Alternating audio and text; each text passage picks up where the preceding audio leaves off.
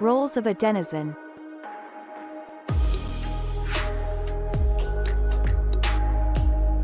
A content creator is a user that creates posts and is rewarded based on the quality of their content.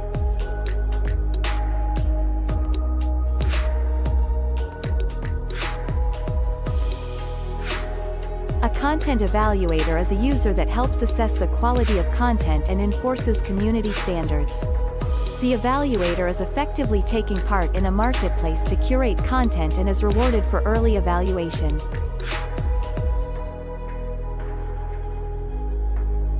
A content consumer is a user that wishes to find and consume the most valuable content in a given subject area or within a community.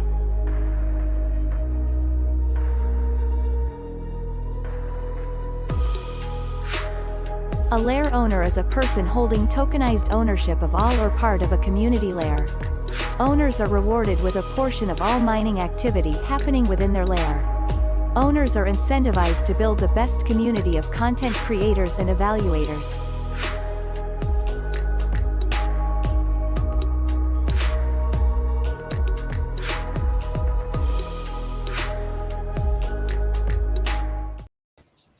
Good morning. Welcome to Wednesday, another episode of Coffee with Den. We are live every week at this time to recap, to talk about things, and to have some coffee together. Here, as usual, with Gravity Crab and T Swift or Die, who just came back from a world comedy tour. How you doing? A world comedy tour. I like that. Yes, I went to Epcot. I ran around Epcot telling jokes from a book. That's the name of the tour, Jokes from a Book. Yeah, and I just went to every spot in Epcot. Got a nice ring to it. For 5 days until they kicked me out. It was great. He drank so much beer wandering around Epcot. We actually got the idea from So Far, Songs from a Room. It was a little concert series, and we were like, that's a great concept. We can just do Jokes from a Book, whatever that acronym spells. Jafab. Yeah. Jab. Series. Just do jab and forget the from. Jokes a book. So we're here. We had another experiment locally. We'll talk about that a little bit. We have another one coming up that is sort of like, I don't know, the kind of the one that I've been waiting for with Savants of Soul, that kind of thing. It's going to be a cool one. Yeah, we're going to take over a brewery. Well, not take it over, but we're going to go hang out at a no, we're going to take it over. Brewery. Hey, Dave. Hey. Is this the Den account you want to use? What do you mean? Oh, you're right. I was going to not use that account, wasn't I? Well, that was too late now. So here we are. All right. That's all right. So that's a good, before somebody had suggested maybe I shouldn't use my personal account because it says how much matter I've got on here. If you're unfamiliar, matter is what you earn from posting and doing stuff on Den. And if anybody's actually been paying attention to that, the number's been going down because I hand that shit out. I put some into liquidity as well, which is another question we had in the comments that we'll cover today. And in fact, why don't we just go straight to that? Before we talk about what we've been doing locally, let's talk about what we can do globally. There's a couple of questions. You mind if we just skip the agenda for a second? Let's go in and do that first. Comments? Because we'll probably derail anyways, so let's go for that. Yeah. Cool. So there's a few in here. Let's start from the top. Dragon Chain Hodler. Question. Oh, yeah. So this is like, I put out a question at some point about how do we use the metaverse layer and the metaverse estate that we have in Decentraland, and I was thinking about like how could we design an event, and for anybody that doesn't know, we do events every month locally to promote Den and onboard people and kind of get feedback and see what people are interested in, whether or not. And so eventually I thought it would be cool to make it to where people that aren't in Florida can hang out and talk to us and maybe see the show too in our metaverse, in our Decentraland estate. So I think that's what this follow-up is about. But anyway, Dragon Chain Hodler asks about live streaming the event to the Den.Social platform and doing raffles and stuff that other people could be qualified for, which is great. A great idea. And then live audience can buy raffle tickets and view in audience. The view in audience could be included as well. It could have a drawing, view the event, chat with our Den brothers and sisters. I think Have either of you ever done any of these like metaverse concerts? Like I know Dead Mouse was doing some I've seen them, and but no. things like that. I've been online during New Year's on World of Warcraft, Oh, me too. so you can see like the fireworks and stuff go off. Yeah, me too. I've done that. Is that I've the done same that thing? too. Instead of going out to watch the fireworks in real life, which was right down the street, I have gone into World of Warcraft and been like, "Oh, pretty." That's definitely something I've You done. just dug up memories of waiting for the cool holiday items to show up in RuneScape. Yeah, so similar to that, except it would be like the fireworks were real. Okay, Because so what I would want to do is I would it's want not to. the same thing. I want to be clear. It's That's not the same. thing. No, Okay. it's like that, but but but metaverse, but better. Metaverse. um, no, I would want to pipe in the music or something, right? So we've got a band playing. I've been to like concerts in metaverse before. They're okay. They're kind of janky. It's it works the best that it can, but it's interesting. And so I don't know how to do that. I need to get a few people that do to either teach me or learn with me. And like for example, I know we have DJ Robzilla like every other one of our events doing DJ stuff, and he already does Twitch streams. Wait, he's doing every other event? I mean, he has been. Okay. He did episode 0 before it was. Oh, official. gotcha. Okay, because he Yeah. was an absolute blast. Side note. Yes. Yep. Talented dude. But I was thinking, yeah, we could pipe him in, right? Maybe put a screen up That'd be sweet. in the estate, and then maybe have somebody at the event who's sort of on duty, like chatting back and forth between the physical world and the metaverse. Like if anybody wants to participate, the The raffles, digital things like that. interpreter. Yeah, some sort of glue, right? A Some sort of- comptroller. A comptroller. comptroller. Yeah. So yeah, I don't know how that would look. So I'm all ears on ideas on that, and especially if somebody has any sort of either experience with how to do that or knows somebody who has sort of tinkered with that. I'd be down to set up a meeting. We could collaborate, chatterate about that. But yes, I guess the answer is yes. I don't know how to answer this except to say yes. What would the raffle tickets be for? What would we raffle off? Oh, probably some cool Den merch. Some lot. We could raffle off a lot, of course. That's easier to hand over. And Den merch, I don't know how to ship it. We'd have to get addresses. You'd have to buy it. Ooh, we have the tipping system. So you could use that, for example. And then like in the notes, since only you and the receiver can see it, potentially you could put a shipping address in there or something like that. That makes sense. So that's a good idea. What else? I had an idea. Yeah. You could raffle off. So aren't we doing like at some point? Isn't there going to be like flair and avatars and shit like that? Explain that. Like, aren't we moving? I Extra know. late. All right, yeah. I'm sorry. It's still the morning. I don't know if people know this Yeah. or not. I'm now on my other cup of coffee. This is I just espresso. refilled mine too. Yeah. I have coffee for the first time in like 3 weeks, and I'm really happy about it. Oh my god, I got stories about coffee. Anyway, so like, aren't we gonna go to a point where like there's like a flag or like whatever was one of the things we were talking about, but being able to like customize your picture and your name and stuff like that a little bit more. Yes, so I think you it'd can be do that cool. now, but we're thinking about doing a way to where it is identifiable as you, kind of thing. To where, so we talked about, we have DMs coming and layer chat and stuff like that being rolled out. And I was on a meeting yesterday or the day before. I think it was yesterday, and we went over a lot of like, okay, how do we do this? What do we need to include? And one of the things was like, okay, how do we make it to where everyone doesn't have to put. If you've ever been in Telegram and stuff like that, you'll see will not DM you as part of someone's name to avoid like fraud and things like that. So that's something we're looking at, is how to avoid making everyone put that in their name, even if it's a little toggle that, puts a little icon next to your name saying, nope, this is not the real person, that kind of thing. Is that what you're talking about? Like flair and avatars? Yeah, I don't know, dude. I just thought about how like, with the I don't know anything. All right, if you're tuning into the show for the first time, I don't know what I'm talking about 90% of the time, but it's fun and hilarious to me if you don't enjoy it. No, it's great. It helps me figure out what to explain.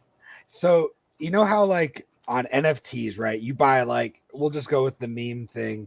where it's like the monkey or whatever, and you can like change out like the hat and all the little shit on it. Right. What if you got like a special like badge, or you got like a special like little piece of flair? I don't know how this goes into. I feel like that would be difficult. Yeah. So one of the things that I'm doing, You get and like this a would- cool little frame around your picture or some shit. I don't know. Yeah, so there's a couple of things we could do, man. You could like claim, you know, how you claim your address. I don't know if you know, but like in MetaMask, if you have an Ethereum address, you can claim that address in the settings. And then we know, for example, like let you obviously pull in and withdraw Matter, but also it lets us know that that account is tied to your Den account, not tied to it, but like that's yours. You've proven that you own it. So in theory, you with that same mechanism, we could prove that you owned a certain NFT, right? A certain avatar or whatever. So then, similar to how Twitter does it, but way better, we could make it to where, let's say we have official Den. What's the word I'm looking for? Like you would register your collection, your NFT collection. Let's say it's Bored Ape Yacht Club, and you wanted to register that collection.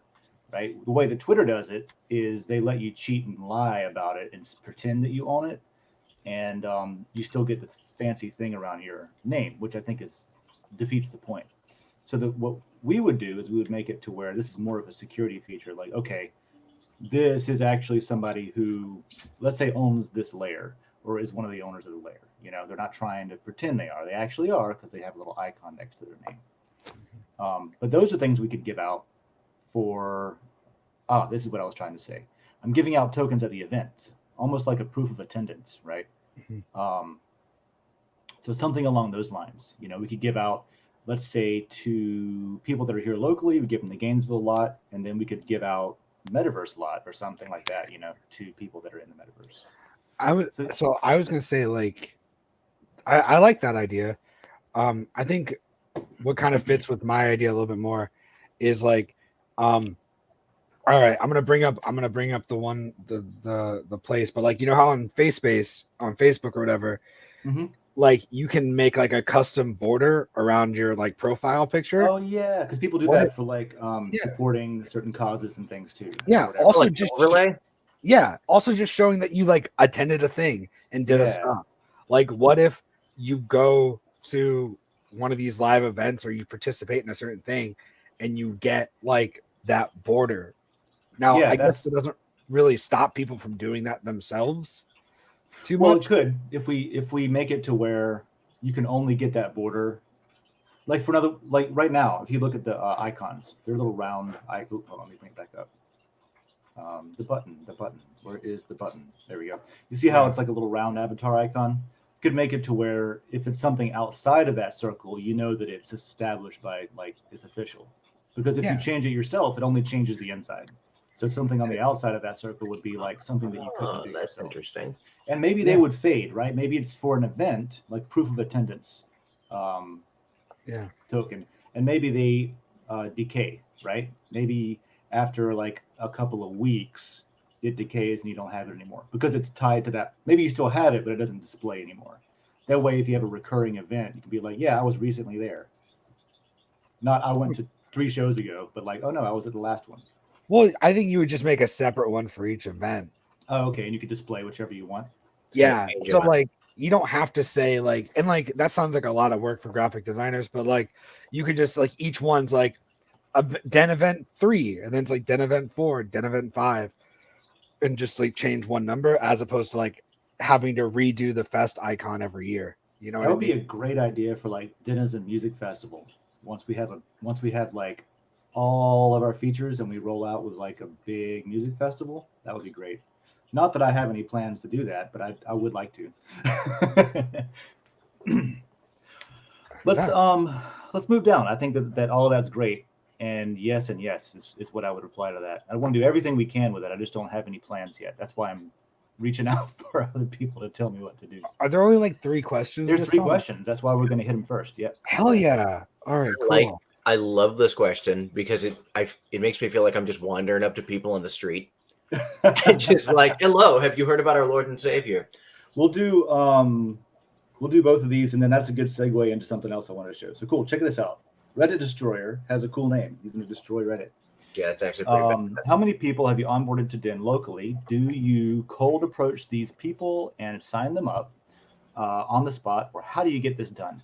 That's a great question. I've tried that. It's not a good way to go.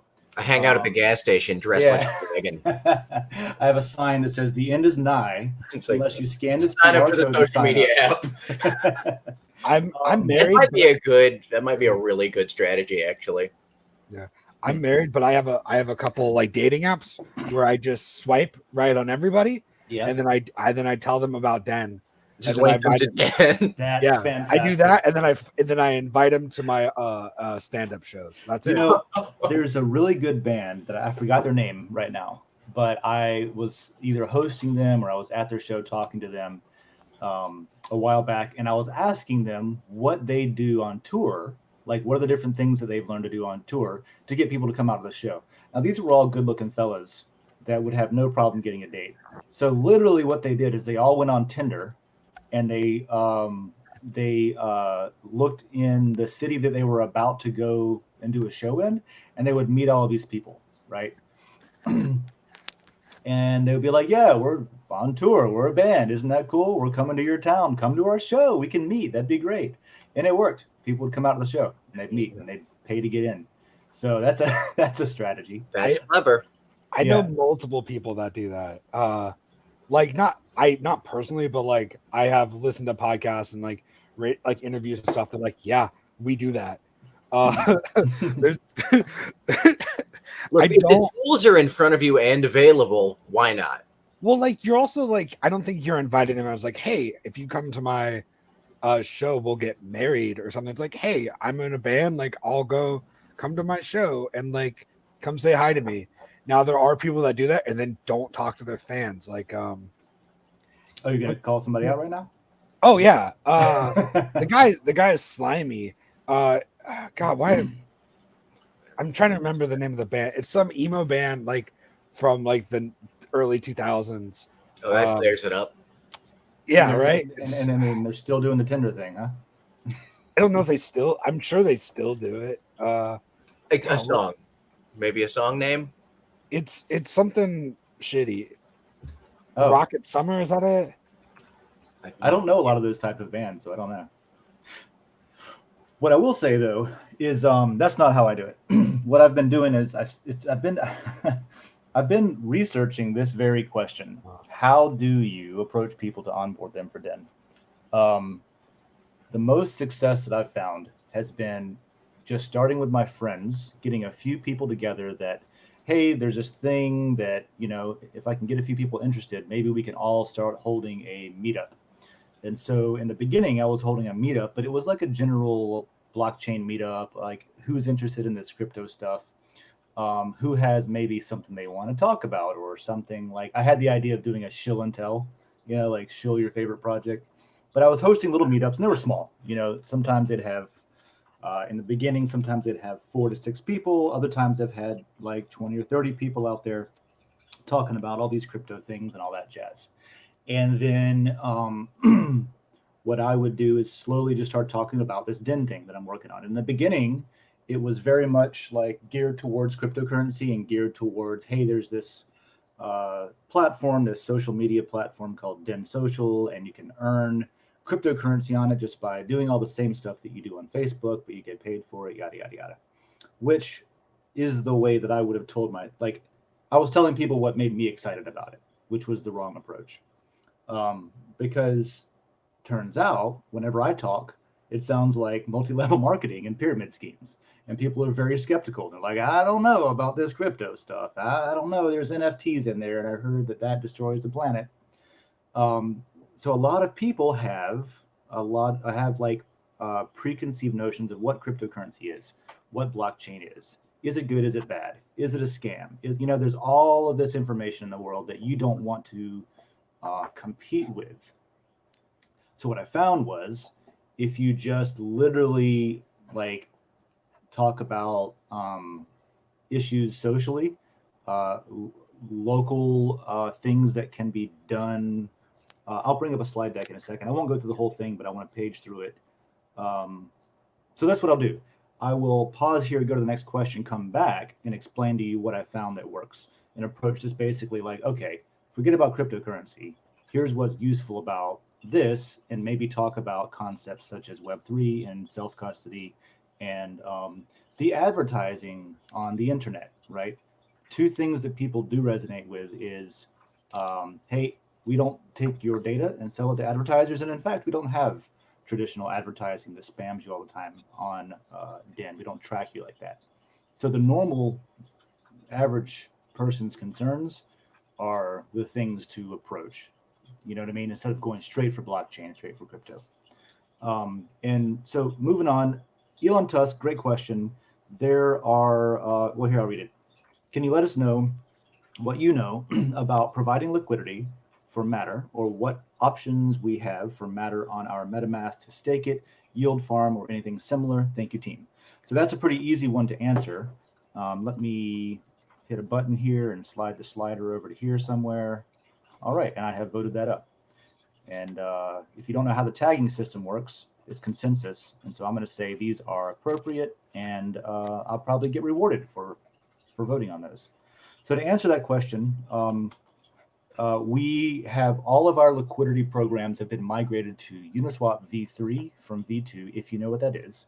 And on Uniswap v3, the Matter Ether and the Lore Ether pools are on the 1% pool tier, if you know what that is. And if you add liquidity, which means you're putting in some of your own tokens that you own, you still own them, but you're putting them in to let other people trade back and forth between them. And you get a fee. Every time somebody does that, you get a cut. You get a 1% of whatever they're trading, right? So you add that. There's your first incentive, is you get 1% of every trade that happens on your quote unquote liquidity, your tokens. This is your Matter tokens or your Lore tokens. And then you can come into, and I'll bring it up here. Let's see, it should be in my, is it my wallet? Let's find out. Click. Yes. So you see a couple of things. We have added a little fuzzy don't look at my addresses feature, so you don't have to dox yourself by just showing this off. And to the right, are you trying to show the? Oh, thank you, John. This is why you're here. I'm glad that I can do one thing right. So if you were trying to see what I was seeing, here's what I was seeing. I've clicked on my wallet, and this is to answer the question about staking, liquidity, stuff like that. You'll see that I have a check mark next to my first claimed wallet up here. And they're all fuzzed out on the left, so you can't see what it is. But these are all the wallets I have claimed. It's kind of a mess. And then below that, there's buttons to stake liquidity on these other wallets. So what you do is, after you're done, and this is a whole different tutorial that I'll go through a different time, but after you go to Uniswap v3 and you add to the liquidity pool for the 1% tier on Matter and Lore, or Matter or Lore, then whatever that address is that you put that in, you come back here and you click stake liquidity. What you're doing is you're telling the system, you're telling Den, hey, I've got liquidity tokens in this address. Watch it, keep an eye on it, and reward me for it, right? So once you've done that, it'll take a couple of days, but your liquidity will be watched by the system, and that'll allow you to both vote with the weight of your liquidity in the Den.DAO governance votes. And this is things like what features should be worked on next, and should we unban someone from a particular layer, or these are all like governance issues, right? So that gives you, there's two different liquidity pool votes. There's Matter and Lore, so you can do both and get a little bit of each vote. And then what else was I going to say? Oh, it also automatically enters you into our staking behavioral system farming system, right? An analogy to typical Web3 farming. We don't charge all the fees and make you do it manually. Since you have already claimed your address, we know through that address, we know what you own. So then if you go back to the Den layer, you'll see these posts that pop up every now and then talking about accounts paid out. So this is, obviously there's some TBDs in here. Like Lore and Matter liquidity is TBD. These will be added soonish. It's probably pretty much set up to do it already. So we'll get those added in pretty quick. but you also start getting lore paid out for that, right? So any matter that you hold, you get lore paid out. It's automatically staked for you. Any lore that you hold, even if it's lore that you were rewarded, it's automatically restaked for you. Your lot that you hold in the different layers, all of these things are part of the quote unquote farming situation.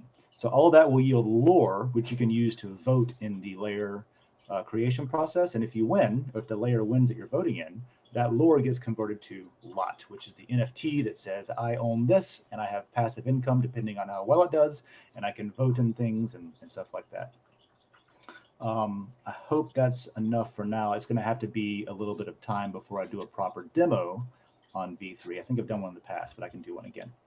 So there's my spiel on answering the questions here. And I want to go back to this middle one and bring up another screen. How's that? Did that make sense, y'all? Of course. I got up halfway through and got coffee. Well, good for you. But yes, from what I caught, it did make sense. So here's so this will go right into the agenda on the recap of the it's going to answer Dragon Chain Handler a little bit. No, it's going to answer who? It's going to answer Reddit Destroyer a little bit more, and it's going to get us back on a topic. So let's do this. And I'm going to share a workshop that I did at the past Den experiment. Allow this work. This works. So I told you I was like not talking about crypto so much. We had 2 workshops. We had Y'all Weird was there, Tristan, another denizen, and he did a workshop on doing your own research, how to not get scammed, how to, and this is, this is all branded under the Den experiment, which is a local event series that I'm doing. And we use Facebook and stuff still just to get the word out because nobody knows about Den yet. So we'll do a regular event page over there, and maybe we'll run an advertising campaign on Instagram as well. And of course, there's the Gainesville layer. So what I'm doing is I'm making a personal investment of time and in a lot of cases money to organize community events that are free for people to attend if they're interested in this kind of stuff, because not everybody is. And I would recommend not wasting your breath on somebody who just doesn't get it or doesn't want to learn, and just be open to people who do, and you're going to get a lot more success that way. So here's real quick. I'm not going to go through the whole thing, obviously, because that'll take, half an hour or so. But I did, hopefully it wasn't a death by PowerPoint situation, but I basically the workshop, my portion of it was one, to hand out those tokens I was talking about for attendance. People that participated in this workshop got paid out in Gainesville layer, and I'll bring that up and show you that in a second, because we're starting to get a list of people that own it, which is awesome. And then, is that your lizard, your dragon? Is that what you have? Yeah, he's being a squirmy little bastard right now. Okay, cool. So he was on my knee. Now he's here because he doesn't want to be anywhere else. Mm-hmm. Also, not a death by PowerPoint side note. Went really well. I thought it was good, yeah. Had all kinds of people interacting. I didn't know how workshops were going to go right off the bat because, is it music stuff? Are we going to do workshops, things like that? But we had a lot of people, asking questions, wanting to know what was going on. I think everybody you talked to made an account. Yeah, I was pretty happy with the way that went. People were pretty interested. So on somebody that I knew was there, it's through not knowing that I was there. So that was really cool, meaning that she saw the advertisement somewhere else and ended up there. So I made these slides. I reused some of the graphics that Den put on like the smart ballots post and stuff. And I just went through concepts. Like this was really important just to get everybody kind of queued up or caught up on what I was talking about. It's, rethinking what value is, not thinking about money, but value exchange itself. And then I just kind of gave the difference between, I sort of framed Den as the new stuff that's all coming out, right? Facebook is Web 2, Den is Web 3. Facebook is they own the communities, and then with Den, the communities own themselves. And so just conceptual stuff about why would you even care about going through the process of trying to use a different social media and get your friends to use a different social media, because it's useless without friends, right? And then let's see here. I had a couple of case studies. One of them was about what I'm doing. And this is actually the real answer of what am I doing to onboard. The Den experiment is this. Basically, I took, I mean, if I'm being honest, I took about $10,000 and said, okay, let's see if this will get us through the year of events. And I'll pay artists fairly out of pocket until we get a little bit of traction and start having paid events. And in the process, we will pick up people who are interested in helping us do this. And we can get our initial like bootstrap that way. Because that's the problem is bootstrapping any sort of community is how do you start it? The chicken or the egg problem, that kind of thing. So I just decided to be the chicken and lay a bunch of eggs. And then I went through a case study of a different local group too, and how they could maybe use it. There's a local group called Buskers Guild that I still need to get with and talk to about Den, but they would be such a good use case for this. And then at the end of this, we had a little Q&A session and a demo. At the end, it says demo time. And this is where I was like, okay, at the beginning, I said, if you want to play along, go download the app or whatever. And at the end, I'm going to give you out some free tokens. So at the end, demo time, I told everybody to go to the layer that I had posted the event page in and reply so that I could find them. And then I just gave them lot for the Gainesville layer as a way of just kind of showing them how it works. And I also tipped them out and stuff like that too. So there's the strategy that I found that works pretty well. Let me try to share a different window here now. Boom. Sorry, I have to click around a bit on these. This is the one, right? No, that's not the one. This is the one. Yes. So back here. And then Are you trying to show us your screen? No, not at all. I mean, I am. I just didn't. Tons of clicks happening in the background. No. Why isn't this working? This is totally There on it is. purpose. There we go. Yeah. So back to this. We are going to basically do what we did this past week with workshops and stuff. And then the next one, do just a regular music event to where people can take the tokens that they've earned either at the workshop or if they've been using it between events, they can use those tokens locally at the event. So I'm going to set up this month on the 19th over at First Magnitude Brewing Company, which is a local brewery in Gainesville. And I'm going Pretty to darn good one at that. Yeah, it's great. And this is going to be the entertainment cycle, right? So we'll do that. And then maybe the next one, we're looking at this place called the Fox Lounge in Gainesville that's got a pretty good vibe that we could do more like advanced workshops, right? Maybe the first one's introduce people to the concept. And then the second one I can do on governance itself. How exactly do you herd cats? How exactly do you get people to collaborate asynchronously via the internet to make things happen locally? That kind of more interactive stuff. So TikTok back and forth. Let's see. I'm looking up Fox what Lounge. else? Yeah, the Fox Lounge is cool. So I would say just, this is my goal is to just have, iterate event upon event, allow people to use Matter locally at these venues. What I do is I start a bar tab. As a business, I start a bar tab with that business. It's a business-to-business thing. During the event, people can tip their Matter to us, and I'll give them a drink ticket. Okay, thanks for the Matter, and here's your drink ticket. Obviously, figure out what price the beer is and price it accordingly. And then that way, people don't have to care about what Uniswap is. I don't want people to care about what crypto is. I just want them to find this useful. So I take care of all of the swapping stuff. Everybody pays with their drink tickets at the end of the night. We do a business to business with the bar. We close our bar tab, super clean, easy. And then we have the Matter, right? And then the people have their free stuff. And later on, if we need, we can go and swap that Matter for Ether and then put that into our bank account to have money for the next episode, for the next show, and rinse and repeat. So basically, we're doing all the hard stuff for people, like learning how to use Uniswap.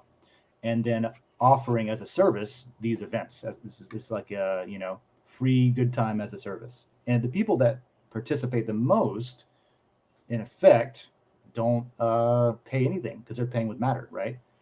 And that includes like if we ever have a ticketed event, pay to get in with Matter or pay cash. I don't care. But just this is just like allowing a second layer economy to thrive, and then artists can start paying between themselves with the same thing if they want. It would be pretty neat if we could get at some point, future thoughts, some places to just accept it natively already, like even without us being there. You go out to a bar and it's like, hey, can I pay with Matter here? That would be nice at some point too. Mm-hmm. And hopefully by bringing a bunch of people on in town. Well, there's also I don't know what you guys are doing tonight, but this only accounts for anybody who's in Gainesville. But there's a meetup tonight with a different crypto group in Gainesville. And I would like to tie in, here's what I'm thinking, is there's now that it's popular enough, there's at least 3 different independent, disconnected cryptocurrency blockchain groups in Gainesville that I can think of. There's probably more.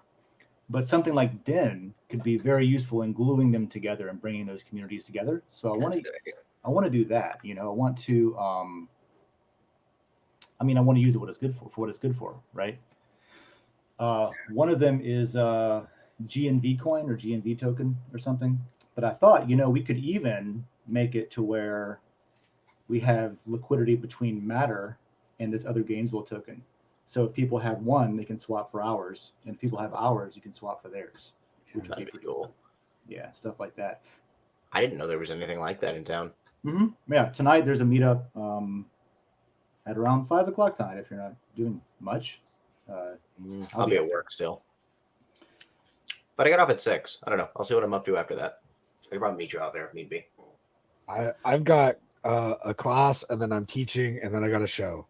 All right. Sounds like I'll catch no up on what I find, huh? He has no desire to see us. That's what's happening. In between that, I got a shrink appointment, and then at some point I should probably do a sit-up or 2. I gotta water my cactus. I gotta water my cactus. Yeah. I still need to unpack for my trip. Whole other thing. Yeah. So how was your trip? Now that we've it was through great. The agenda and the That's what you think. Stuff. That's what the next thing on the agenda is how was your trip?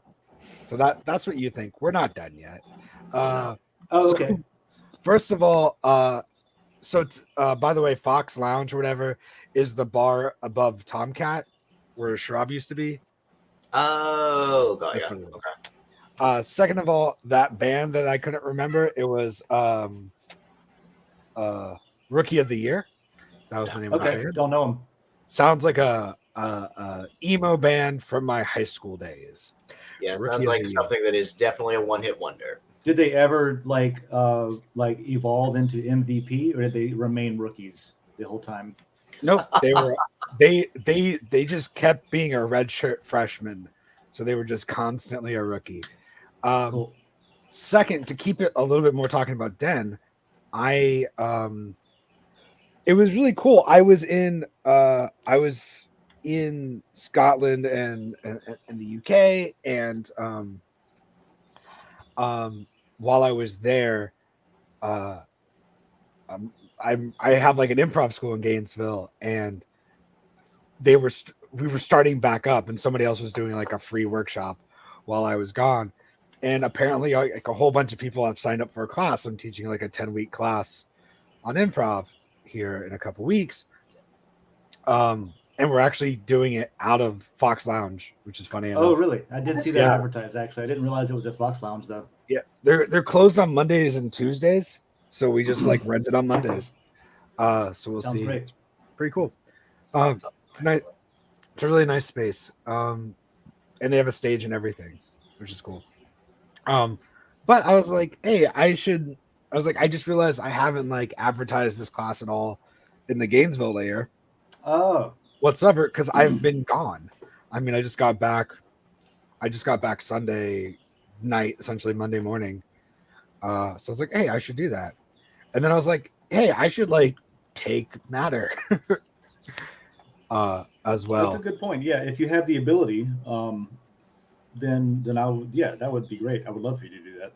So basically, if you wanted to like essentially explain to somebody who was like, I think I know how I would do it if I wanted to like accept matter and things like that for this event, to take the class and like make purchases and stuff. But I figured for people watching, this might be like a unique educational experience to see this done live.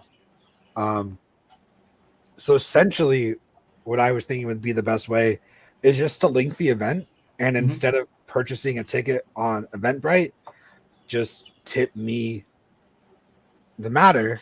Yeah, and make sure you put in the note, like put the instructions like in the note, say this is for the thing. Yeah, this is for the thing. Don't forget about the stuff. Yeah. And you could treat it like a will call. You could treat it like you might have to have people like, okay, what is your name that you're going to use at the event? Since you might not show up as Reddit destroyer, you might show up as John or Dave. Are you cryptocurrency 42069? Yeah, exactly. Okay, cool. Yeah, I thought that was that would be great. I would definitely help you with that if you wanted any tips on that, or if you wanted whatever support on that, because that's where I think that as we get other people in our city on the Gainesville layer and on Den, I'm looking forward to having other artists like yourself say, hey, you know what? I'm doing this Den thing. I'm doing this show thing. Why don't I just accept Matter? I know how to use it, or at least I know Dave, and he'll swap it out for me whenever I see him next time if I want to.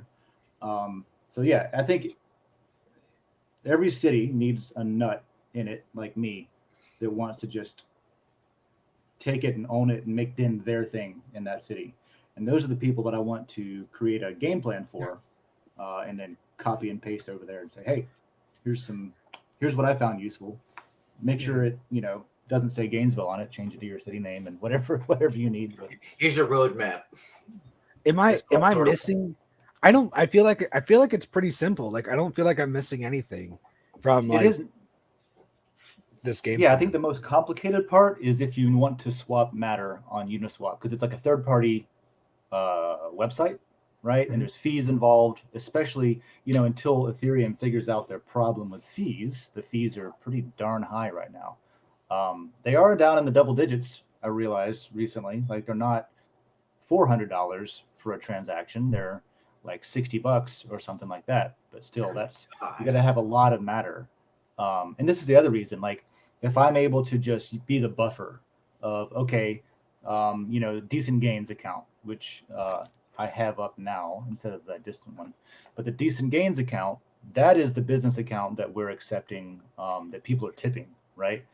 And then with that, I can wait until there's enough Matter built up in that account for it to make sense to pay, a transaction that's a couple $100 to swap it out for Ether if I want to, instead of each individual person having to make that decision, because they might not have but 10, 15 Matter to use the show, or 20 or 30, and they're not going to take it out. This is the other thing, like you can use cryptocurrency without all the outrageous fees that are involved if you use it through Den. So it's easy, it's pretty immediate whenever you tip. And then you just have to organize it around a community and a business and have a separate, maybe once per month have a transaction, or once per quarter, instead of like at every time somebody needs to take money out of their account. So my question would be, how do you say how much I'm like? So like the dollar doesn't, like it does fluctuate, but it doesn't. Like the dollar doesn't really. Yes. It's $90 to take the class. How do you assign a value? Yeah, I can't be like, send me $90 worth of Matter, because that's not like an option. It's not so funny enough, the very first governance proposal that did pass was the ability to just come up here and click on your balance and change it to the USD value, right? So there is going to be like, okay, you want to send this many Matter, or you want to send this many dollars worth of Matter, will be an option. Right now, that's not, but yet another third-party site called Etherscan is where you go, etherscan.io. And what this is it looks like the entire Ethereum network, and it gives you information about things you search for. What's it at right now? Let's find out. So I'm going to search for MTR. Okay. it's 51 cents. So I'll scroll down until you find a little red symbol, MTR, and it's sitting at 51 cents right now. So in my case, I'm going to do like I hit up First Mag basically for my event, and I said, what is the average price of your beer at the bar? If I'm going to run a tab and I'm going to set a price in Matter for beer, what is your USD price on average? Some are going to be less, some are going to be more, but give me a ballpark. And they said it's about $6.50 on average. So I'm just going to say, cool, $6.50 is the price of a beer at this event, right? So that's going to be what 13? Is that 13 Matter? 650? Yeah. It's So, just doubled essentially. Yeah. Yeah. So 13 Matter. Maybe I'll call it 14 to help myself pay for fees or something, right? 14 Matter. And if I'm going to do 14, let's call it 15 and use it an odd 15. So I'm covering my bases. Hopefully I'm saying 15 Matter for a beer, and then people can come up and they can tip. We'll have a booth, right? Got a merch booth. We'll have shirts up and stuff. It'll be great. They can buy those with Matter if they want. And the transaction is just, you have to tip the Decent Gains account with, 15 Matter per one ticket you want. So if you want 2 drink tickets, give me 30 Matter. Here's your 2 drink tickets. So that's the way that I'm doing it. If that makes sense. No, that makes perfect sense. Yeah. So my question would be like, what? So like the price of Matter though on one day is going to be pretty constant, right? Consistent, right? The price of Matter can fluctuate on the day. Well, the price of Matter on your time, during the 3-hour block of your event is going to be probably pretty consistent, right? It should be. Yes, it should be. The price of Matter between today and 3 weeks from now when my event starts could be very, right? It could be 0.3. It could be like 30 cents on the dollar, or it could be 60 cents on the dollar. I don't know. And all of this is kind of a big difference. It's a big difference. Yeah. That's one of the issues that this is a different project, but Den is built on a project called Dragon Chain, right? And Dragon Chain, I think it's on their metrics site. Let's see, dragonchain.com. Yeah. At the bottom of their metrics page, if it loads up here, blah, blah, blah, blah, blah, blah. Energy calculator, Takara price. All right. So what Dragon does that we could do something similar for is they have this thing called Takara, and the idea is to stabilize the price at least more than it has been, more than it is on the market, because the market could go up or down, up or down. So each month, you can see the price on this chart has a new price, and this price is the price that the company will that the company prices it at for anyone who's doing business that doesn't want to go deal with the tokens themselves. This is basically the price for conversion when they're dealing in cash, right? And the way that this is picked is at the first, I think, if I'm wrong, I'm at least pretty close. So the price at the beginning of the month is determined by a moving average of the prior 2 weeks. So if do you know what a moving average is? No clue.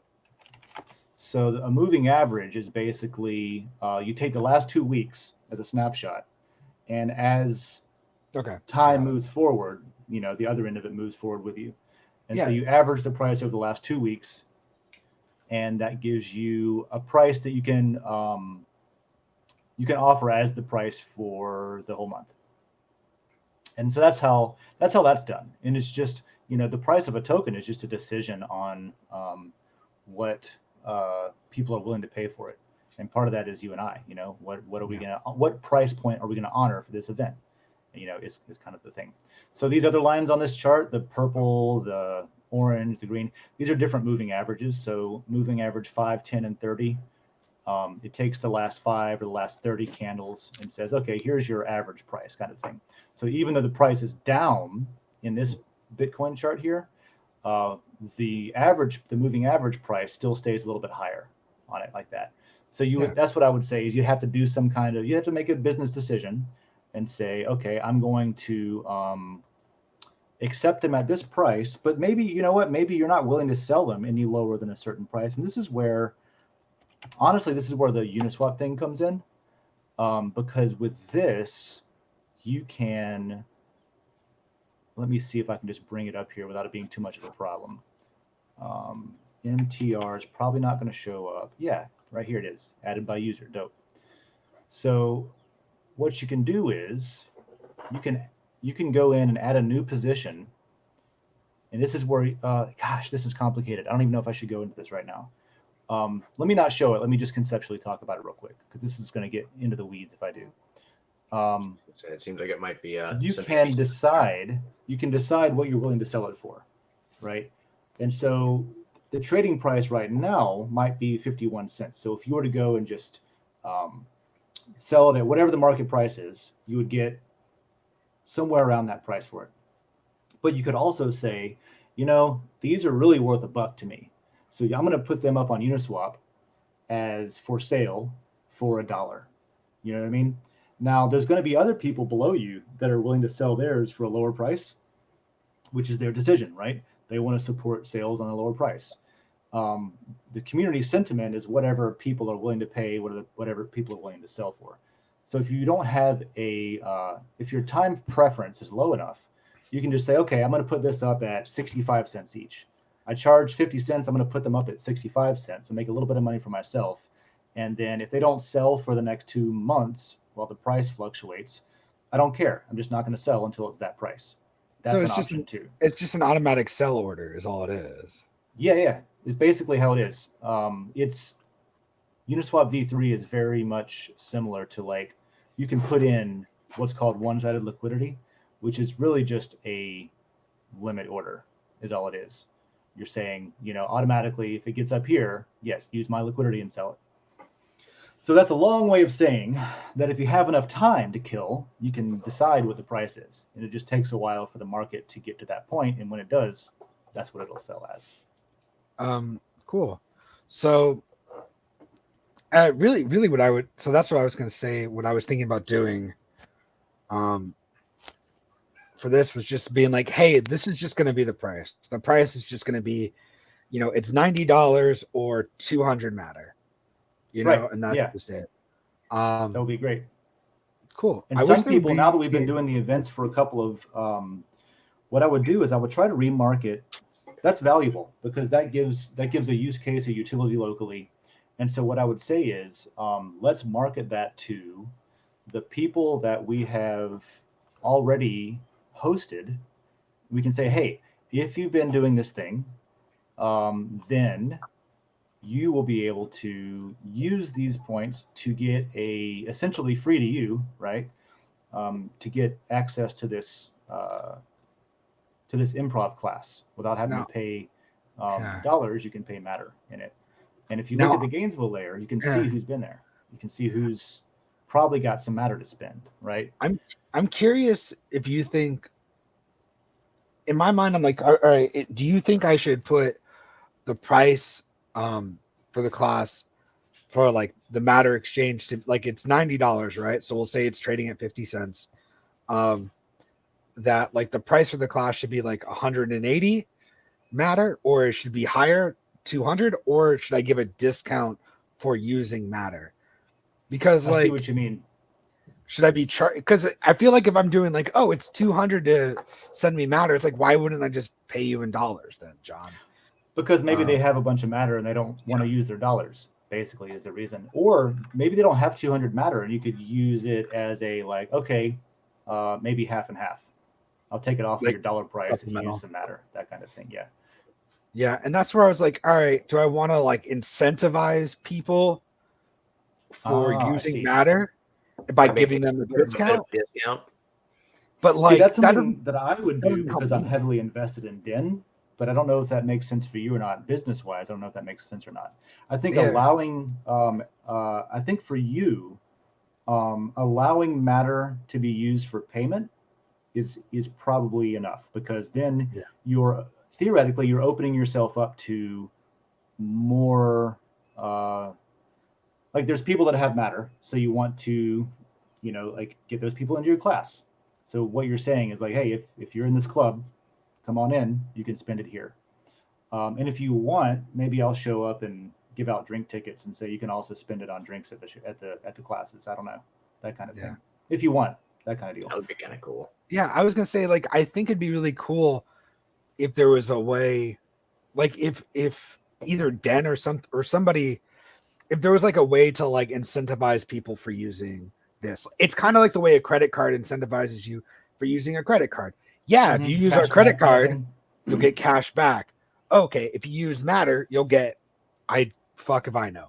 If you pay me in Matter, you get really a drink good, warm and ticket at the fuzzy end of feelings. class. Yeah, you get warm and fuzzy feelings. Yeah, or like whatever it is, or like essential, or even like a partnership. Yeah, some kind of thing. rewards program, even locally. Or Den I itself think is a too, rewards program. So like, yeah, I'll have to think on that. you could put that ownership on like the me as well as like the person that's not part of Den.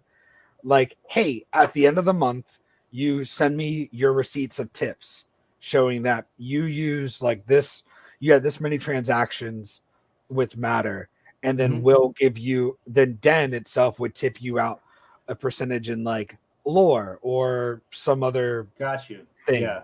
I think that'd be interesting. That would make sense because with lore specifically, that allows you to, that's like an ownership token itself almost, because then you can use that to get lot and things like that. What I do want is I would love to have venues as owners themselves. You know what I mean? I would love for them to have lot and for them to be voting governance members as well, because then we can get, if we get local businesses to come together on this thing, then we can collaborate on what my pie in the sky goal is, which is second layer economy, all done from this app. You know what I mean? To where people, it's common in Gainesville to accept, to accept Matter or GNV coin or whatever comes around the corner. And then at that point, it's going to get into the University of Florida. It's going to get attention from the students and stuff like that. And theoretically, if people like it enough, when they graduate, they'll take it with them and show their friends, this Den thing that, I went to school in Gainesville and this is what they do locally. Maybe we can do it here. So it's really it's like a multi-year long-term goal there. But I like where your head's at. Also like the thing that's most difficult for me on Den to break into is like actually getting lot in layers that are long established, right? Yes. Like if I ever wanted to have any kind of voting rights or anything in some of these layers, it's going to be like near impossible, right? So I think like that could be an interesting way to do it. It's like, hey, if you do this much business not on Den, essentially is what I'm doing, right? I'm taking Den to the streets, but I'm not going to get rewarded in the app. I'm not going to get rewarded in the web-based version of it. If there was a way for me to get rewarded in the web-based version in ways that would be very difficult for me to do since I'm spending less time offline. Does that make sense? Yeah. Yeah. A little bit. Yeah.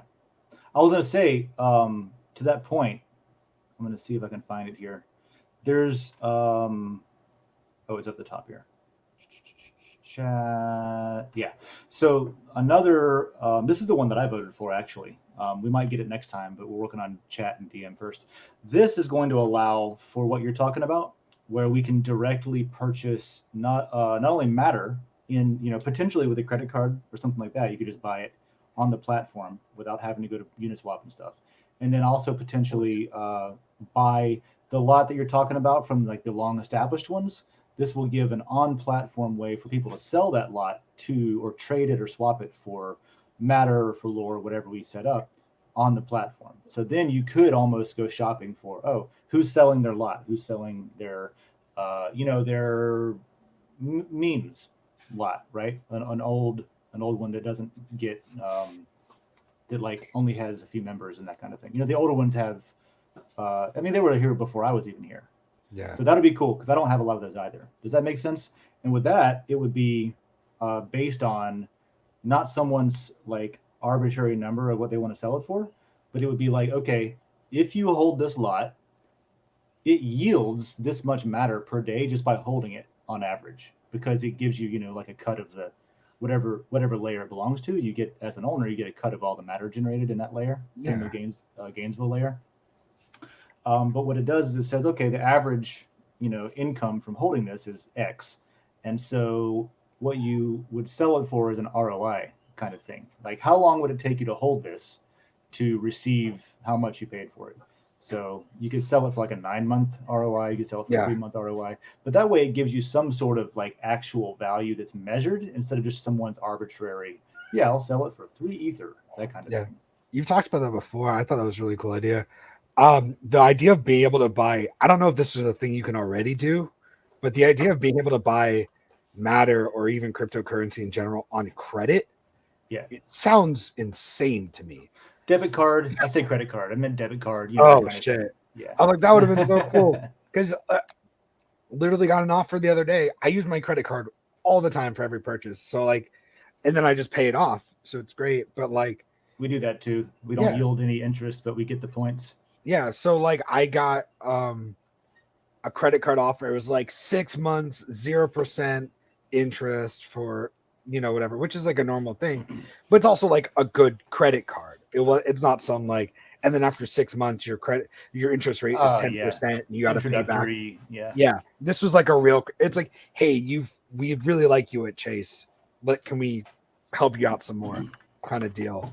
I was like, shit, if I could buy Matter on credit, if I could just buy dangerous. Like, not financial advice. Not a good idea. If I could buy Matter, like 10 grand worth of Matter on credit, and then 6 months from now, just sell it. And as long as it goes up a little bit, like, I'm good, because that's how people get wrecked, man. That's how people get stuck in positions, because they're like, oh, it'll go up later, and then it doesn't. You end up in credit card debt. Well, I'm also not like, it's also not something I can't cover myself if like the world. Oh, I know. Everybody has their own financial decisions that they have to make themselves. I just don't want to get into the territory of sounding like we're suggesting anyone does anything. Suggesting anybody go open credit cards and buy crypto. I was definitely saying this was a dangerous, weird idea. It was like, holy shit, I could buy it. That's crazy. He was hatching a scheme as we speak. What you're talking about doing is what people this is what people are doing all the time in cryptocurrency, is they're speculating and they're risking, you know what, I think it's going to go up. So whether it's credit or cash or whatever, they'll buy it and then hope it goes up. That's literally what the housing market is. I'm saying that I'm going to buy this house and hope it goes up. With any luck, it'll be profitable. Yeah. And then this is my second try, and so far it's okay. The first one didn't work out for me with buying a house. Yeah. So, okay, cool. I think I'm just going to set like a price point that I like. Yeah. To let people pay in Matter. And even if nobody buys it, I think just having that as an option is kind of cool. For like, I think I might. You want to take an improv class? I mean, yeah, because I have issues speaking in front of people. I know it doesn't seem like it, because this is all this is virtual to me. Sure. But I've got stage fright, and I'm awkward as hell. So it could be actually something decent. That's funny. Stage fright comes out like in 2 different ways, and I think a great example is like there's like the normal way where people are just scared to speak in front of people and they just like can't talk, and then there's the other way, which is like the Robin Williams way. The reason why he talks so fast, besides the cocaine, is he had horrible stage fright. So he was just going as fast as he could, because that's just how it's like, get through the bit as quick as possible. That's why he talks so fast, because he was so it just became part of his style, basically. He had horrible nerves, and his brain was going faster than his nerves could allow him to speak. He does rattle out like da da da da da da. No, gets it all out there. I'm sure over time that stage fright went away and stuff like that. It has for me. It's definitely got a lot better for me. I was doing shows last week with like people that like they're in like television shows, like they're real actors, like they've been on stages, like big time stages and stuff. I was doing shows with them, And like before the show, somebody was nervous. It's like, yeah, I'm a little nervous. And it's like, yeah, me too, man. Like, still, they get nervous before a show. Still happens. You still get nerves, like no matter how So long. don't get down on yourself, you're saying, and feel like, oh, I'm the only person in the world that has nerves. I like it when people do, because one, it means that what they're about to do matters, so they care. And then two, I had a friend who like he sent like a message in the group chat, like kind of freaking out. He's like, man, I got so much nerves, like I'm running good. Like, I'd rather you freak out now than freak out on the stage. Like, have your meltdown now. Let's talk, let's get through it, and then you'll be Panic good. on your own time. Yeah. And it's on your own time. Yeah. But like I like that. Like stage fright is good, and it's just like kind of how you channel that energy. That means you give a shit, right? It means you care about it. Well, it means you're also nervous and a wreck, but there's a degree, and like there's certain people like where that stage fright comes out as like being genuine, and then people can connect with that better than you putting on a facade and being like, I'm now a caricature of Dave. It's like, I don't buy this. But if you come out and you're like, yo, I'm nervous, and I hope if you have any questions, please ask me. Like, hell yeah, now you seem accessible and relatable as opposed to this talking comedic robot that everybody's like, is this a real person, or is this just like some AI bullshit? Yeah, I always try to be like genuine if I can, because I don't like I don't know, like the death by PowerPoint thing I was talking about earlier. I went through a lot of those when I was in the military, because people would have to go up and like present stuff that they didn't write and they're also not comfortable with, and it was just like droning on and lame, trying to be something they're not. But those are good points. Those are good tips. If you don't mind, I wanted to show off another graphic that I just saw on Den. That's from I always butcher this name, but Bebek Chedri. Let's pull this up. Ooh, ad. There we go. Check out these shirts. Now, this isn't obviously something that we've made in the merch store or anything, but this Denizen is great with graphics. And if there's a Den.Social shirt, and then right there, Coffee with Den. I want it. Wouldn't that be cool? I think we should. I want it. Oh yeah, we should look into getting that done. And I like the orange too. I want a shirt that changes color like that. That's so cool. You just slap it and it's just the logo. It's like a morph suit in Power Rangers. It's awesome. That's what I morphing time. Yeah, it's morphin' time. So I wanted to highlight that. That's posted in the Den layer. Obviously, I need to vote that up. That's fantastic. Oh, yeah. How does this not? Yeah, well, it was only a few hours ago. That's why. Now. It's recent. I still gotta write my little post thing in the Gainesville layer. I wanted to show off a couple of things since we're on Den. I saw this morning too. Lord of the Rings. It's just a cat laying at a pawn shop on the rings. I thought that was pretty good. What else did I bring up? I always bring up a few tabs. I don't always get to them. Oh yeah, apparently eBay might be accepting cryptocurrency, so that should be interesting. You can buy stolen goods with stolen cryptocurrency. Hell yeah. There was another thing I saw where the Ukraine is accepting cryptocurrency, like the government is accepting cryptocurrency, right, and support. Like that's awesome. That's wonderful. That's great. Like that's pretty exciting. And I was thinking and I was curious if this is true or not. So you know how in like Switzerland or whatever, they're freezing all of like Russian assets? Yep. Right. If that money was in cryptocurrency, would they be able to freeze it? That is a fantastic question. Hypothetically, I don't think you could. Probably a very complicated answer. This is my wallet. Like, do you have my password? Like, I don't think so. Yeah, the answer is if you're doing it right, then no, they cannot. Okay, here's the post I was looking for. If you're doing it right, then no, they can't. If you keep your cryptocurrency on an exchange like eToro or Binance or any of the common exchanges that people use, I guess, then yeah, absolutely, because they are not your crypto tokens at that point. They belong to that service, right?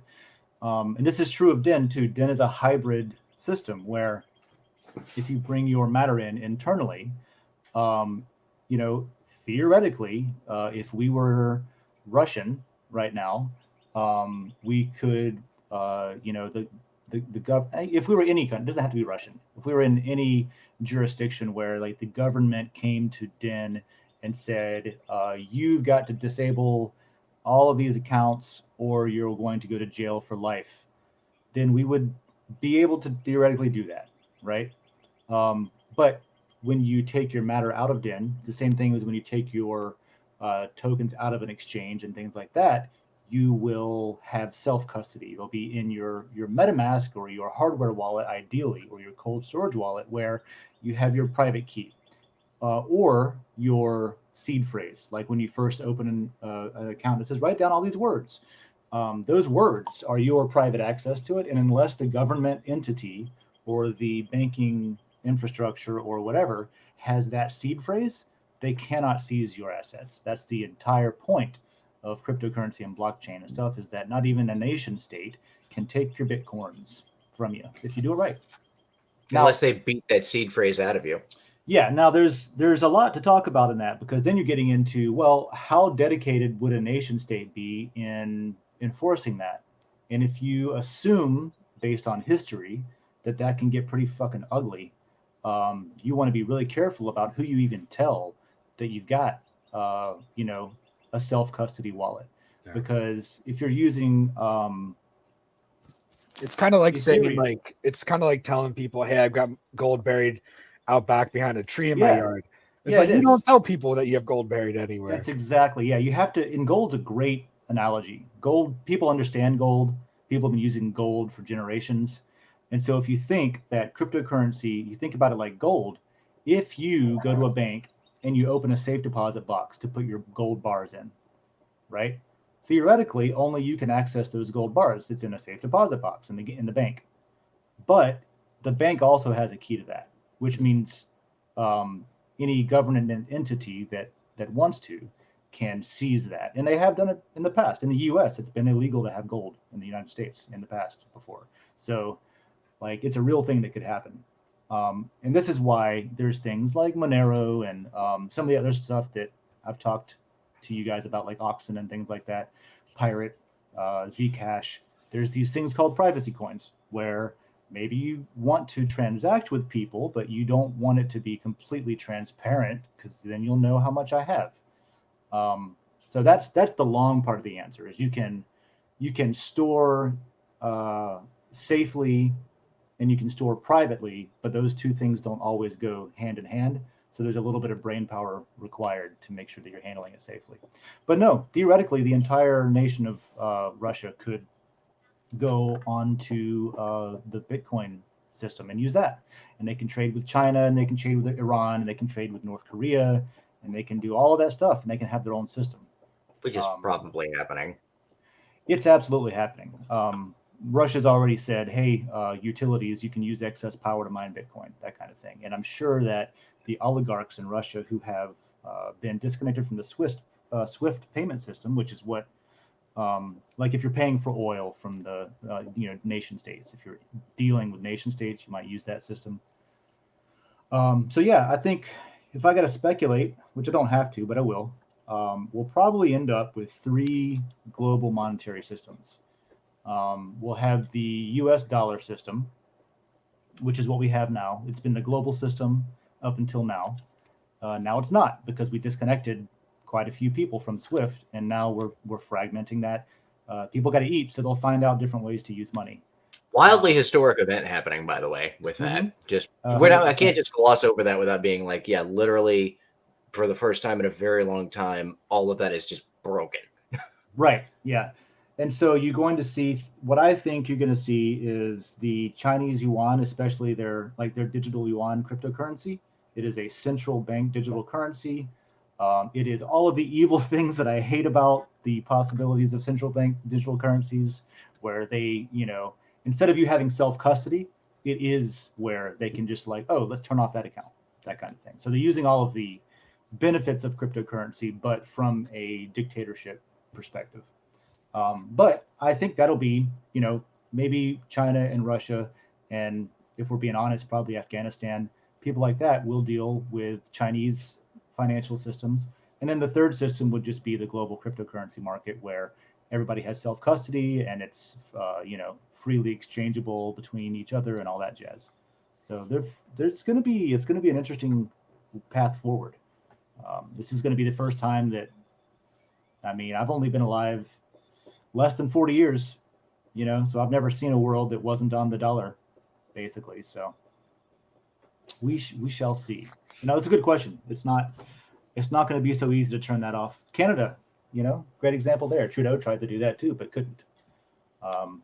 They even sent a letter out to a cryptocurrency, like a wallet provider, software company, saying hey, seize all these assets. And they were like, hey, we can't.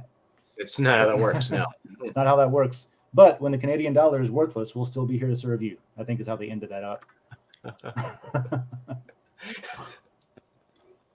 It's a really good response. All right. So right now I'm just looking at the news, unfortunately. Yeah, the news we didn't talk about. I've been kind of avoiding talking about the news. News. We're so going to talk about it. We know it's going to happen. Well, we don't have to talk about the news. I'm good. Let's fucking go to the next thing. Anybody got a cat near them that they want to show us? I saw there's like a Loch Ness monster in front of the little tail sticking up. Oh God, Emma, for some reason, if I'm sitting down here, she's either A, out the damn window, as you can see, like staring through that, or in my lap. So she's gone now, luckily. Right.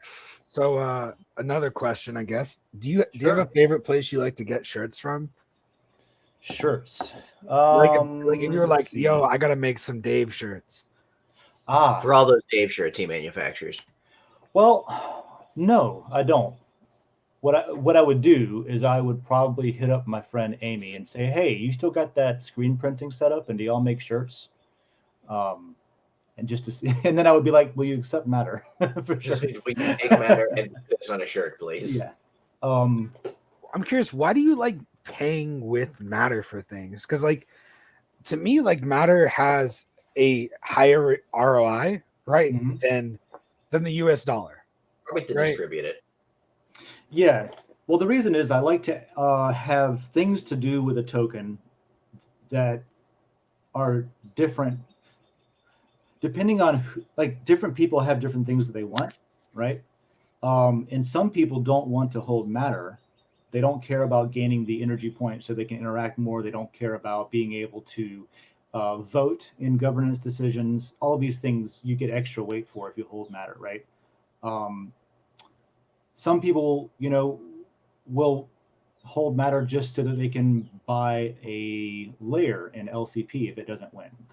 And I want different utilities for it. I want different things to do with it besides just selling it on Uniswap for Ether. You know what I mean? Okay. So the more things, the more ways there are to use it, the more demand theoretically it would have. And also, if people see somebody in town coming up and paying with Matter, oh, you accept Matter, the fact that you can deal in it locally with anything is going to make people more likely to use it, to use the platform, to use the app locally. And if that's true, then the long bet, if I'm looking 5 years out, then right now is when I want to, myself and for my friends, to accumulate Matter to earn it, because in 5 years there's still going to be only 1,000 Matter per day that are minted. So if there's a bunch of use cases, and hopefully by that time we'll have branched out into there'll be other cities doing the same thing, then all of them, everybody globally using Matter for whatever they can, it's going to increase the utility, and it's going to increase the scarcity at the same time, which theoretically is a profitable way to build any kind of sustainable community. So yeah, you're more into using Matter to build an economy as opposed to holding Matter to have money 5 years from now. Right. And also I believe that it's important for people who hold an asset like cryptocurrency or Matter or things that are like a project's token, Okay. those are the people that should be incentivized the most to evangelize that system or that platform or that project and things like that. So I feel like the more people that do use it, even if it's only 10% of those people that are using it, are now like getting that, oh man, the more people that use it, the more like, number one, the more useful it is because it's more widely usable. But also it becomes easier with liquidity. You get more people adding their liquidity to Uniswap because maybe they do want that governance vote, and everything just, I want it to scale up is what I want. And if it scales up, it'll be really good for everybody. And I believe that I'll be able to make my money back that I've invested. So it's very much like a specific goal for me. And maybe it applies mostly to people like me. That's why for you, I was like, I don't know if it makes sense for you to have it a discount if you pay in Matter, because I don't know if it matters to you if people pay with Matter or not. You just want to access the people who theoretically do have that asset, so that you can take that as a value exchange. And this is what I was talking about with value exchange. Yeah, right. Okay. Does that make sense? Kind of. Yeah. Different strokes for different folks. Makes perfect sense. Yeah. I can't wait to see in the future if at some point if Matter is worth a whole ton of money. I can't wait to see how much I've spent on beer. Because I mean I've exchanged I've done it twice now, so I've exchanged tickets for beer. So 20 Matter or so. It'll be nice to see what that's worth in like 5 to 10 years. Yeah, I'm hoping that in like 5 to 10 years, people go back and look at this and be like, look at these dumb shits. Like, look at these people. Look at this idiot John who's on a show about Matter and cryptocurrency, doesn't have much of it, and never did, and was too lazy to do anything else besides talk his ass off on a Wednesday morning. And it worked. And lo and behold, it worked. That'd be great. I'd like to add the end part there, and it worked. And it worked. Like, look, this guy doesn't even know what this thing is that everyone knows what is now. That'd be great. That'd be cool. Well, that's how you got to do stuff. I spent a long time not sure how to approach it, not sure how to do it right, that kind of thing. And eventually, I just had to start doing it, and I would figure out you're going to figure out what people don't resonate with. You're going to figure out if you start holding meetups in your city or something, you're going to find out what people don't care about really quick. But I took a picture of a quote related to this, what you were just saying. And I just had to pull it up because it was my trip that I just got done taking. It says, if you are not willing to look stupid, nothing great is ever going to happen to you. And I thought that was an amazing quote, because that's really what you got to do. You just got to go for what you believe in. And, if you look stupid, you'll figure it out. You won't eventually. There's probably going to be at least a few people over there that are like, he looks kind of stupid, but he's making good points. That's why I have no problem being second. That's why I just follow where I think the winners are. That way, if somebody's looking stupid, it's not like I might look stupid, but they're going to look even dumber. You look less dumb. Yeah. So it's much better. I don't mind being the second richest person. That's cool. I'll be number 2 on that one. I don't mind being number 3. I don't mind being there's a lot of numbers I will take. There's a level of doing well that I'm willing to settle at. Yeah, me too. Me too. There's definitely a point where it doesn't matter anymore. Yeah. For example, we were talking about, NFTs and value and how to use them and things like that. This, I just read this on Den when I was scrolling through. Apparently somebody used a bunch of JPEGs to secure an $8 million loan. And that was their collateral, was all these JPEGs. So, NFTs with the art scene and stuff, that community, that culture driven thing is really important. People, for some reason, love the human connection with other people and to be part of something that is right back. special. Maintenance guys at the door. Okay, go for it. And I actually, I'm probably gonna, I gotta cut out of here pretty soon too. So I was gonna suggest that maybe we hang this up, and roll back into a new show next week with a different topic. Yes. What do you think about that? Sure. We could do that while David steps out, and he'll just not realize that we closed the show before he comes back. Yeah, cool. Well, if you, I guess like really quick, I'll plug. Yeah. It doesn't have to be right now, but let's. I was going to try to finish before you got back. I did an improv show, a few improv shows over the weekend, last week. I was at the Edinburgh International Improv Festival, and then I did a couple shows in Liverpool, which are all online, actually. Oh, really? Or they're going to be, yeah, if they're not already. I do want to see that, yeah. I do too. A couple of them are like pretty amazing, and like there's honestly isn't a lot of like high quality improv shows that are out that are recent. There's a lot of stuff from like 10 years ago. But there really isn't much anymore. So my wife like videotaped them all and then put them online. I'm super thankful for it. That's awesome. Yeah, it's just really sweet of her because she was gonna go take pictures and there was already a videographer. So she's like, or a photographer. So she's like, yeah. I'll just videotape it. Oh yeah, somebody else is doing that. Awesome. Yeah, like she likes to take pictures, but it's like this super professional guy who's hired for it. She's like, I'll just videotape. So if you go to improvjon.com, improvjon.com, there will be a link here. There should be a link to like a YouTube page at some point on here that will have like a place for all the videos. I think it's let's see if I can find it. Improv. Plug that for a second and I'll be right back. Okay? Is that okay? Plug that for a second. I feel like that's plugged.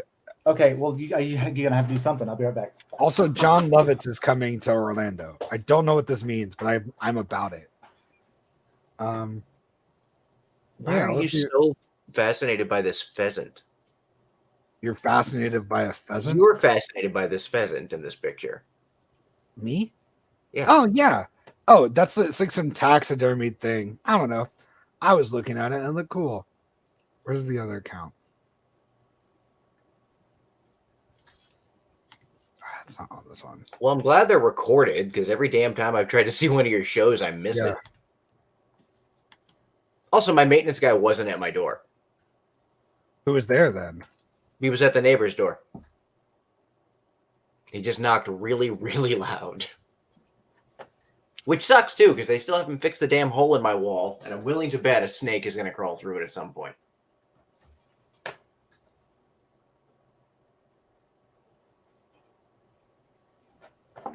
Yeah, let's see here.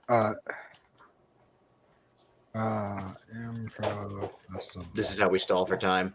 Oh, God, he literally ran back. He knew it was falling apart without him.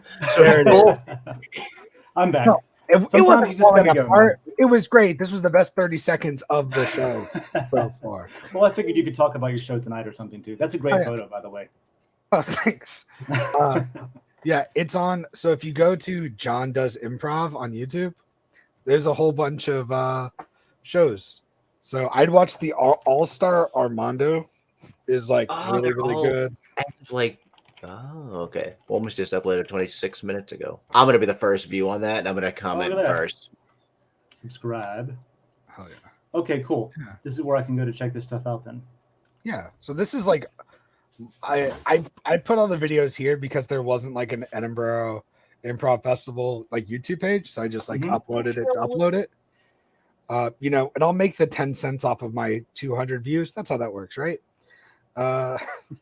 Yeah, I think you have to have a minimum number of views as a floor, and then you get a split off of that or something like that. I don't really, like, for people that are like, he's just uploading the content to his own page. Like, I'm just doing the world a favor and having it online. You could get a little bit more than 10 cents by putting those on Den, though. I'm gonna do that next. Yeah, it just Den doesn't have a way to host video. Not natively. No, what you do have to do is you have to go in here, and you have to hit this share button. Yeah. I know how to put a video on a thing. Well, I'll still demo it. And then you Something go in my into- living room just exploded, and I don't know and what you it go was. into a layer. Let's say the layer you want to go into is the humor layer or something, right? Let's say random. I'm not actually going to do it because it's your video. But until we have native video, the way that you do add a video is you just grab that link to it and you go to add images. I'm sorry, you can't do it in this layer. Some layers don't let you add video. So you go to a layer that lets you add video. And you click new post and you go to add video and you paste that link in there. And you have to hit this little blue button on the right, and then you'll see it go in. And then it'll host and it'll be, it'll use YouTube, but it'll be natively it'll appear native in the post. So if anybody wants to know how to do that. That's That's awesome. what I recommend you doing, is take these. I don't know if you would do them all at once. It's part 1, 2, and 3. How long are they? Half an hour each? Yeah. This person's getting ready to throw something, aren't they? Hit play and see what happens. Could have been. I was close. Not throwing. There it is. But yeah, All right. I subscribe to that. nice. Yeah, I'll go check those out. Throw them up. I want to watch them. Yeah. Um, I'll put them in a couple layers. So like that's the thing too, is like, all right, I know it's gonna probably do best, honestly, in random. Or I don't know, or maybe I don't think That's it's not a bad thing.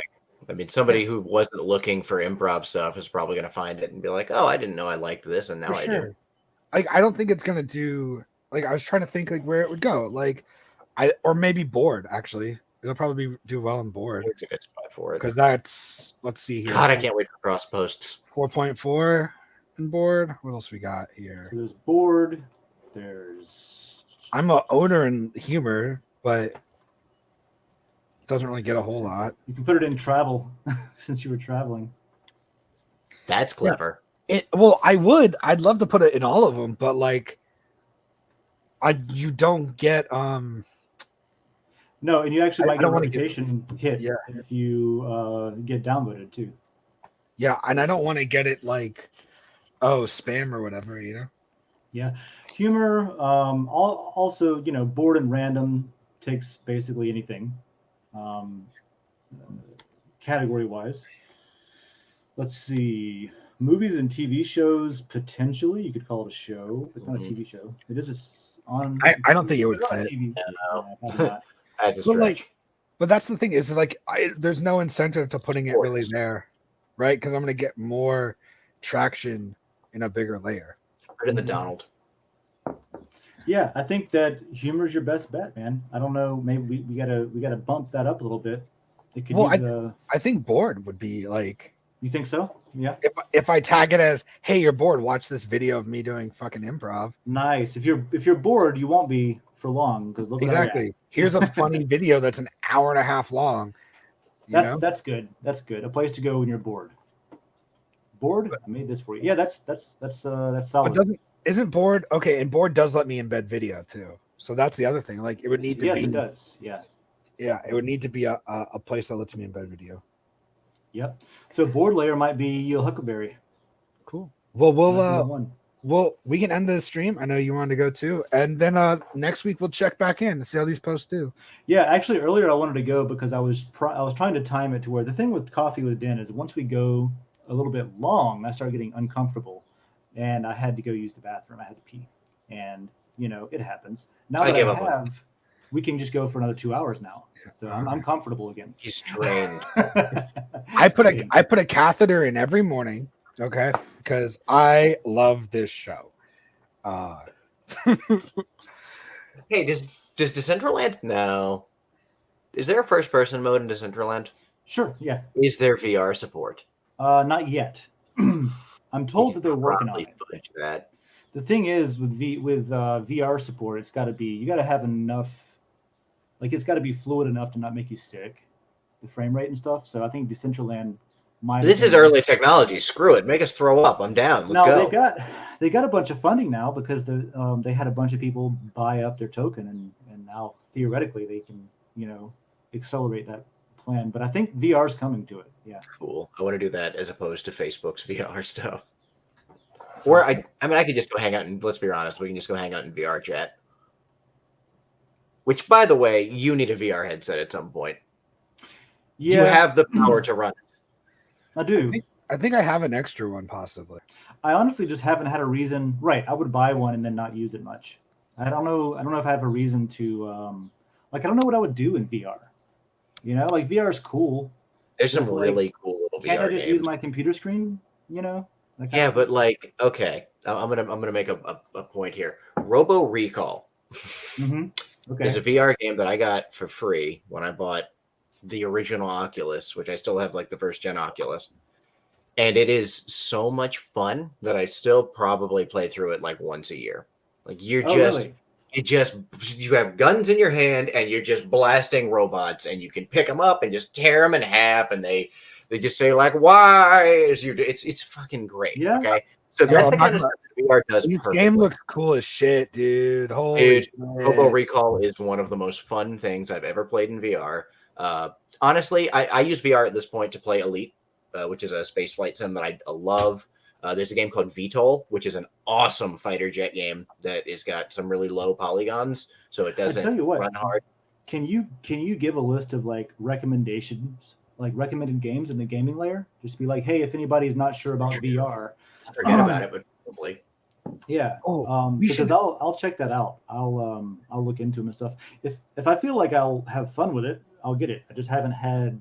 There's a couple of really happened to me yet. There's a couple of really cool multiplayer type games as well. Like I don't know how much you enjoy the world of Star Trek, but I know you're a Star Wars guy over Star Trek. But there's a game called Bridge Crew where you're literally just the crew of an Enterprise type spaceship, and it's just I point at you over here, and you're sitting at home, but I can see you flailing around. That is cool. Yeah, it's a lot of fun. Cool. It's more fun than it needs to be. All right, so I think for the next. Not for the one that's not for like the big event, but for like one of the informational. I can never tell which way my hair goes on this because it's like not flipped. So when I try to fix my hair, it just gets worse. But for the next like Denizen, so like episode 4, I guess. Yeah, right? We should bring out our VR shit. Oh, that would be cool. Actually, we used to throw New Year's parties every year. My wife and I. And we did like 5 or 6 years of it in a row. And when we got the VR headset, I set up my upstairs office to be a little VR zone. And my buddy Trey went up there and beat a game called Super Hot, which is awesome. Side note, you can play it in non-VR, but in VR, it's cool. Basically, the world only moves when you move. So like if you're standing still, bullets are still. But like if there's one right in front of your face, you got to figure out how to time your next move to not get murdered. That sounds cool. He got so invested in it that he sat upstairs and he came down right before the ball dropped, just red as could be. And he's like, I beat it. He's like, I sat upstairs and I beat it. So I would be so on board to hell. I'll bring my computer out. Like it can be in the unsafe zone for a little while. One of the early trials before we had an app or anything for Den, went out to a Robzilla show, the DJ we had out last time. And he brought his VR painting, had a projector, and then you could put on the VR headset and you could like paint in VR, but then people could actually watch you painting and stuff like that. Yeah, we could set it up in a way that people could see what you were doing, and like we could get. I know that VR chat is free, and we could have it set up where like a couple of people, we had multiple machines, like people could meet up in a little world and be able to interact with each other and stuff like that. That'd be kind of cool. Kind of as a concept for what could be a future thing. Yeah, well, as a model. That would, where that would work is if we had VR, like you said, in Decentraland, where you could just hop into the metaverse and be like, oh, now I'm on this side of the event. That's the kind of thing. Like once if VR support becomes a major thing for Decentraland at some point, because right now we can do that without headsets. Like we can just have like, here's a laptop essentially, a powerful one, running this, and here's our metaverse space and everything that you can jump in. But being able to just hand somebody a thing that they can just put on their head and a couple little controllers. It's wild handing VR to people that are not techno people and that don't play games. Yeah. Because they can just kind of intuitively figure out how to do stuff. Because it's way more common to their brain. Like you're actually using your hands to reach for stuff. And good example, I showed my grandma a game in VR and she thought it was freaking wild. And it was the only time I've ever seen her mess with a game and actually think it was cool. So yeah. I've only had 2. Let's see. I think I played VR twice. The first time was at Mid-Atlantic Gamers Fest, MagFest up in Virginia, and it was Oculus Rift before it came out. I think even, or maybe right after it did. and it was that dolphin game where you're in a classroom. Have you seen this? You're a dolphin in a classroom, and you have to cheat off of a test. And you have the teacher walking down the aisles and stuff, and so like you have to look over at your neighbor's. What a good example game. And then, but the teacher can see you, so you have to look up, look down, look up, look over. You can't get caught cheating, you know. So that was the first one, and then the second one I played at, I guess it must have been at a music festival. It must have been like Halloween or something. And I think I was eating too many mushrooms and playing too many games because I'd hopped into that place and it was like, that was mind blowing. I don't know if it was the VR or my diet that day, but it made the visuals were outstanding in that one. So I don't know if it was the VR or my diet that day. What a good way to put it. The first time I ever actually played it for real, I was in Best Buy and I put on the little thingy and they had me climbing a cliff. And the guy was like, now listen, if you've never done this before, maybe don't look under you. So of course, what do you do? Of course, I looked down and I thought I was going to die for like 1 second. My brain was like, you need to drop to the floor in a ball. So yeah, I looked at the guy and I was like, I'm buying this. You just reminded me of something. So I've played 3 times. I have played also once when I was a child. No, 4 times. When I was a child, I played in Blockbuster Video. I tried the Virtual Boy, where Mario Tennis, right? That kind of thing. Great immediately.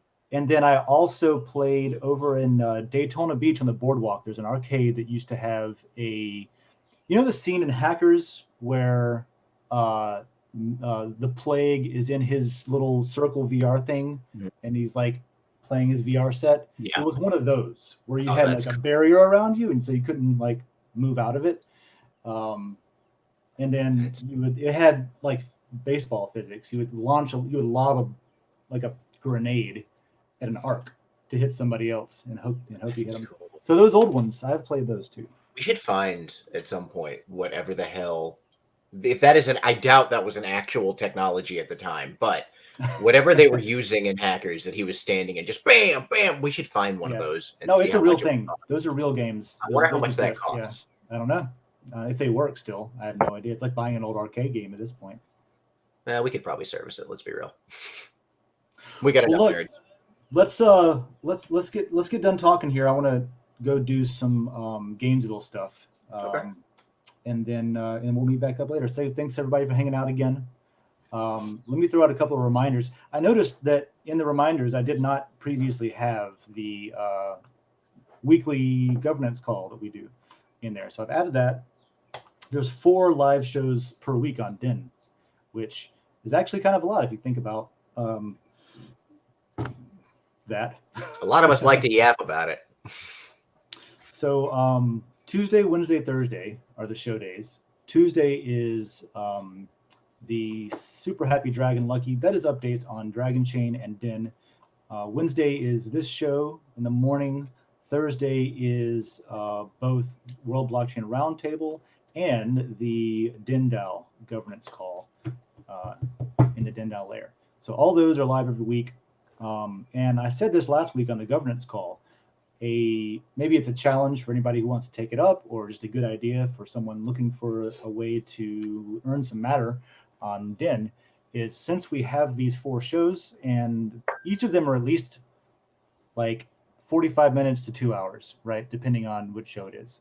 It would be cool to have like a recap, a Friday or a Monday recap even, or over the weekend, like here's what was put out on the updates, here's what was talked about, on the governance call and things like that, to do just like a recap, whether it's a video or like a show like this, or whether it's just literally a formatted post saying, here's the highlights, a highlight reel or a highlight document of all of those. I keep telling myself I'm going to do that, and then I never do. So I figured if somebody else wants to, I'm sure that'll get good reviews and good rewards too. So let's see. I think that's all I've got. I think that's about it for us this week, ain't it? Any last minute, David? You want to say? Not particularly. I'm gonna advice for the world. Don't invade countries. Yeah, it's a bad idea, to say the least. You can see where my mind has been for a week. Yeah. It's the world we live in right now. It's the world we live in. Yeah. Without getting too deep into it, just hopefully things improve across the pond. Yeah, that's more of a beer with Den thing if we ever do that show. That's a sit down and have a deep conversation about our differences and opinions and views on things. Yeah. All I'll say about that is stay safe out there and try not to lose your mind. There's a lot of stuff to lose your mind out of.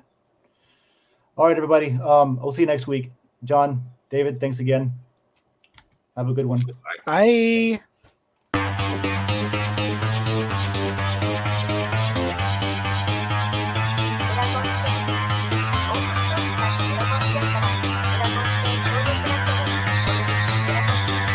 Because that goal will serve to organize and measure the best. Adaptable, all capital, label radical yet rational. A tactical approach is palpable if this animal is fallible, but that conclusion is laughable. So with for all detachable from the mandible, you see it now.